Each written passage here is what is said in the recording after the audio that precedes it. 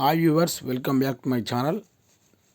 మా ఛానల్ మాత్రం సబ్స్క్రైబ్ చేసుకోండి, లైక్ కొట్టండి, మీ యొక్క అభిప్రాయాన్ని కామెంట్ రూపంలో తెలియజేయండి. ఇక విషయానికి వస్తే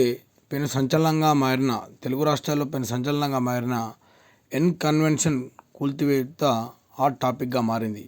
ప్రముఖ సినీ నటుడు అక్కినేని నాగార్జునకు చెందిన ప్రాపర్టీని మెరుగు వేగంతో కూల్చేయడం, ఎలాంటి నోటీసులు ఇవ్వకుండా హైడ్రా అధికారులు నిలమట్టడం చేసిన వైనం.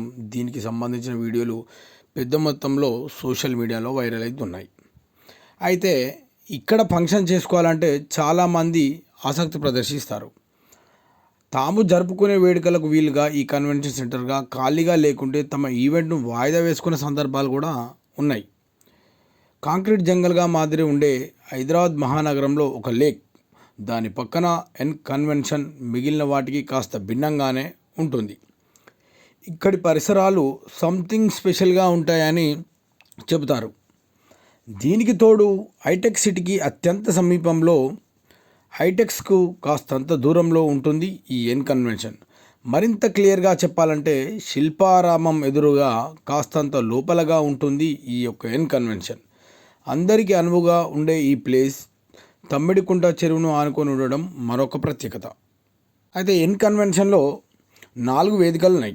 అందులో ఒకటి 27 చదరపు అడుగుల విస్తీర్ణంలో 3,000 మంది కూర్చునే ప్రధాన హాల్.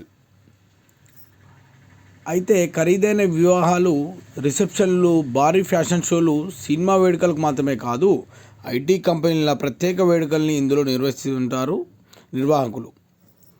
మరో వేదిక 5,000 చదరపు అడుగుల పరిధిలో డైమండ్ హాల్ ఉంటుంది. అందులో 500 మంది చిన్న వేడుకల్ని నిర్వహించుకోవడానికి వీలుంటుంది. దీని బయట ఉండే మర్రి చెట్టు చింత బనియన్ పేరిట ఓపెన్ ఎయిర్ వెన్యూ 26,000 చదరపు అడుగుల్లో ఉంది. వీటికి అదనంగా 7,000 చదరపు అడుగుల్లో అనెక్స్ హాల్ను నిర్మించారు. ఇంత భారీ వేదిక, అది కూడా హైటెక్ సిటీ సమీపంలో ఉండటం అందరూ ఆసక్తిగా ఎంచుకుంటారు.